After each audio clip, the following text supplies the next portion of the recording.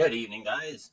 Hopefully, you're having a good rest of your Saturday. And no, I am, because just been reading through the news here, and I've been kind of holding off on this story a little bit because I've had to do a lot of research and stuff about it. Because I did not, well, I knew a little bit about the ArriveCAN scandal, but I didn't really know enough to really do any reporting on it, or do a video on it. But finally, here we are. From the National Post. RCMP searched ArriveCAN exec's office. MPs reprimand him in-house. So, if you don't know, Kristian Firth and another one of his buddies are the people who they didn't create, but they contracted out the ArriveCAN app. The app that Canada used during the big cold to prevent its citizens from leaving and to make sure you all got, leaving Canada and making sure everybody got their shots. So, anyways, so the whole scandal, pretty much in a nutshell, is the Arrive scam app was supposed to be I think around $80,000. That's what it was supposed to cost, and then it ballooned to around 16 million, I believe, or something like that. And so this blew up into a big scandal about why did this cost so much, and there's a bunch of government people involved. We still don't know all of the everything about it yet because. I think committee's going to be coming back, and they're going to be bringing people before the committee to get to the bottom of pretty much everybody who's behind ArriveCAN.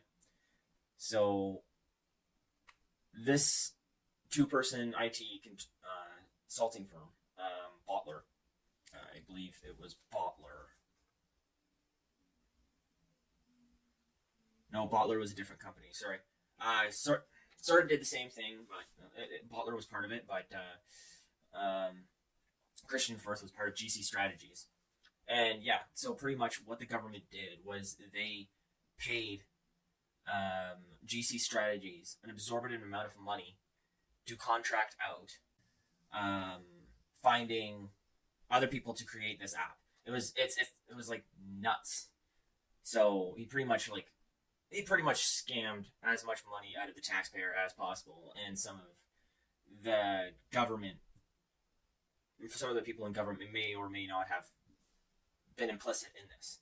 So anyways, that's sort of a rough play down of it. If you want to see some good videos of all the proceedings and everything, I definitely go to the True North Perspective on YouTube.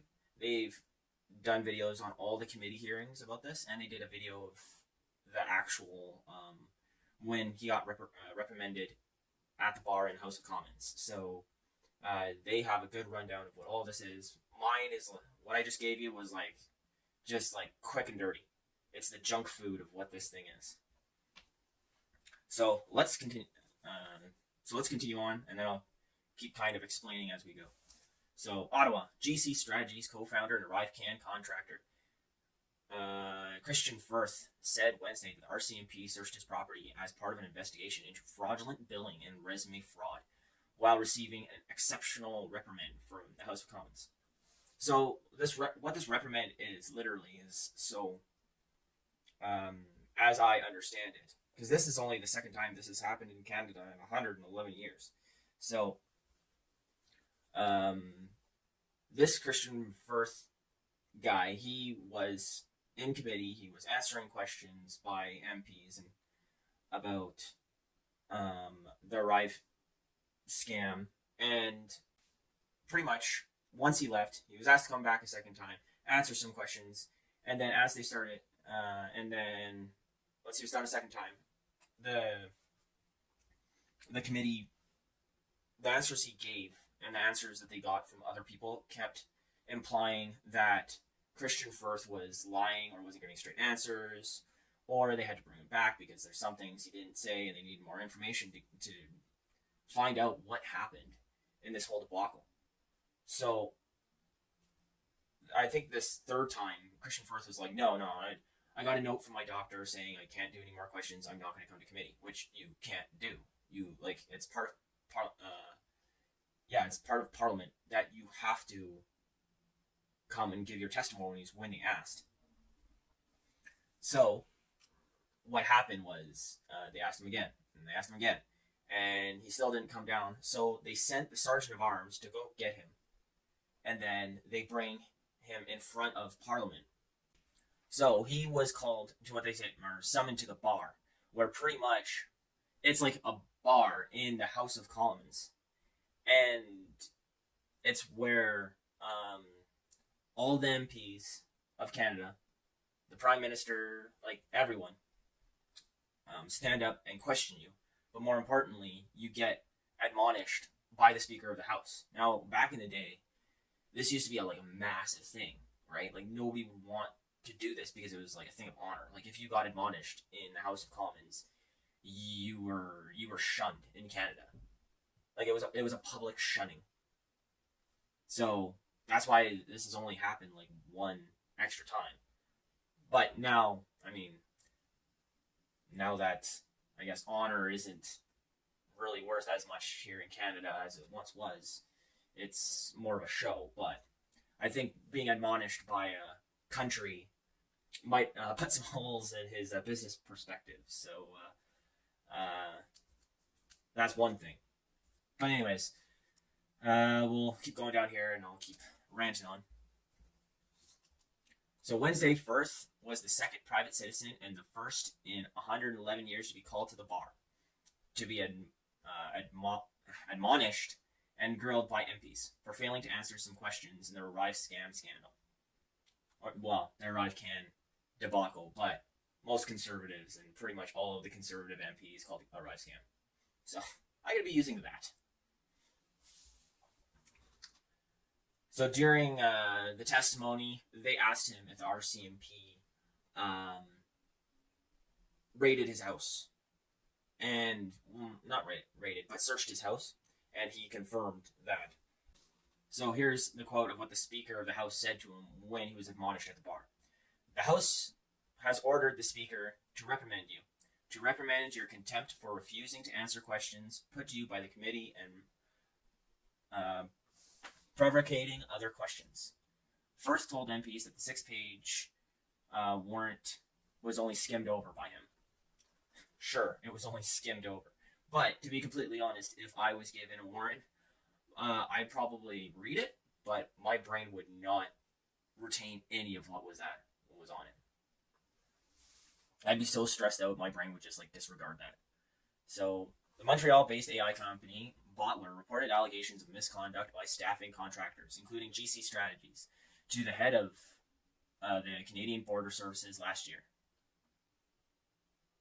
So Bottler actually reported GC Strategies. Oh, okay, so I was wrong. See, Northern Perspective, everybody. They're the guys on YouTube to go look at for this. So in a statement by the RCM spokesperson, said their Sensitive and International Investigations Unit executed the search warrant. And the RCMP's website says that unit focuses on sensitive, high-risk matters that cause significant threats to Canada's political, economic, and social integrity of its institutions across Canada and internationally. So, this is no small deal. This is, a big deal. And it is a big deal. Because I think, from, what I've seen in committee, it has, at least one or two MPs that had their, nose in this. Or government workers. It might not have been MPs.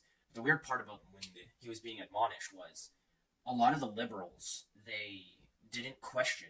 They refrained from questioning, what was his name again? Firth. So, it was weird. And it looked bad, too. Because all the other MPs did, except for the Liberals. So, in a recent report, Auditor General, Karen Hogan, said GC Strategies received nearly $19 million of the approximate $60 million of government the government spent on ArriveCAN. She also noticed that she noted with consternation that the company had helped the government develop and the requirements for a contract request for proposal. So GC Strategies set up the prerequisites for or told the government, here's what the prerequisites should be for the job, and then they bid on the job, or to get the job. I think that's called conflict of interest there. Firth had denied any wrongdoing, of course. And I saw in the video, you'll see he says he fulfilled all his contractual obligations to the government, and he delivered on everything. And MPs, I think one of the MPs was like, you didn't deliver on anything. You didn't do anything. All you did was find some programmers off of LinkedIn and then get them to do that for you. You're two people in a basement in a cabin. That's your company, and you get paid this, $19 million to do this. So I wish I got paid $19 million to find people on LinkedIn. That would be nice. During his testimony, Firth offered short answers to MPs and offered some clarity, but also offered some excuse and even contradicted himself at times. So Firth said that the work he delivered on, quote unquote, delivered on the ArriveCAN app, of which the Auditor General says costs ballooned from $80,000 to nearly $60 million. So I was right, but how do you go from $80,000 to $60 million? Well, it's a lot, and you definitely have to watch committee to get this, get the whole story on it. And he said it was on time and on budget. It was delivered on time. Okay. How just dumb can you get? Or just not connected to the real world. He said, we were paid to recruit and find resources to build the app within 20 days and did subsequent new releases for 18 months and on time and on budget. Okay. You didn't do that. You didn't do any of the work. All you did was find people off of LinkedIn to do the work for you and got paid so much money. Sorry, I'll try not to. He also admitted to the House that he not always answered truthfully during previous testimonies to the House committees, and he regretted it. So, I'm pretty sure, answering at these committees is like answering in a court of law. You have to tell the truth, or you're in contempt. So, he can get in a lot of trouble for that. Yeah, I'm pretty sure you can be found in contempt. So, I'm pretty sure that's jail time. I didn't look it up before I got to this, but I just thought of that. And he admitted that. Going down, the Green Party leader, and honestly, good on you, Elizabeth May. I don't say good on you about very much. Actually, anything. But this question she posed to him was amazing and awesome. She asked if he was ashamed of anything. And he was unapologetic, and he said, "No, I am not ashamed." Dude, you're not ashamed that you cost the taxpayers an exorbitant amount of money for doing no work.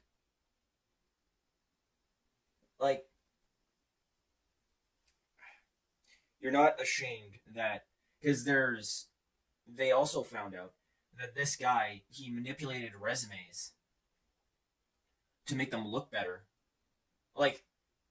Not just look better, but to put that somebody who had 1 year of or I believe, this is what I've read and this is what I've heard, is that they manipulated years for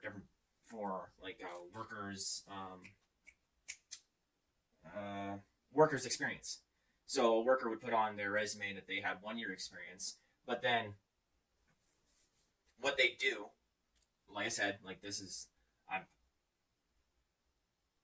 this is just what I've read and heard, is they put that he actually has like 6 years, so they could charge more for the worker, and so that they could get more government projects. So the resumes would match the government projects. So, and he's not ashamed about lying in committee. He's not ashamed about what he's pretty much done by producing. Like, sure, you didn't make the app, but you had to have known that it was, like, it's on you because you were contracted to find these people, that this app sucked, and it locked people down for weeks because it said people were positive when they weren't positive, and these people lost their jobs, and you're not ashamed for that. And if you're in Canada, you know what I'm talking about. I'm talking about the quarantine methods that happened during the Great Cough of 2020.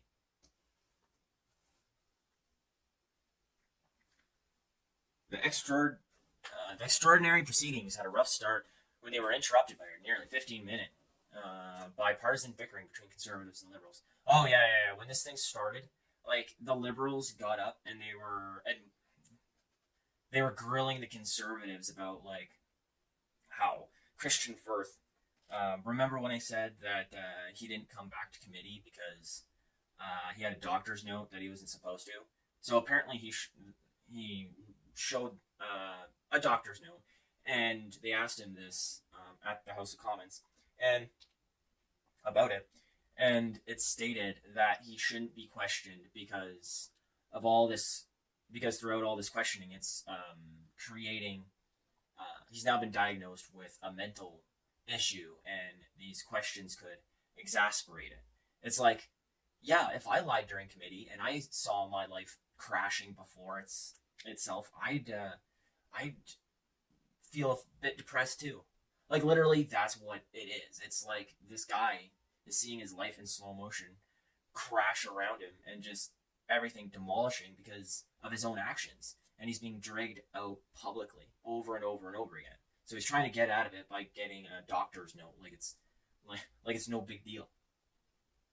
Anyways, so the liberals, what they did for about a little while is they're saying that, oh, the conservatives dragged him here, and of course the Liberal Party of Canada really wants to get to the bottom of it, but it's really looks bad on the House of Commons to be dragging somebody here with a mental illness and then questioning him. We should give him all the luxuries, we should give him time to heal, yada yada yada yada yada, stuff like. And the conservatives were like, well, we got medics just outside, just in case anything happens. We the conservatives allowed him to have multiple long breaks during the questioning, and they allowed him to stay, I think, in his own sort of private accommodations or something like that, like in special accommodations because of this mental health issue that he was having. So it's like they accommodated him, and they just wanted to question him, right? And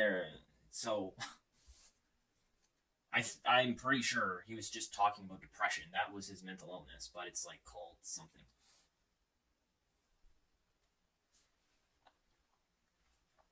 So it kind of concludes here saying the only other private citizen to have been called to the bar is former Diamond Light and Heating Company President R.J. Miller.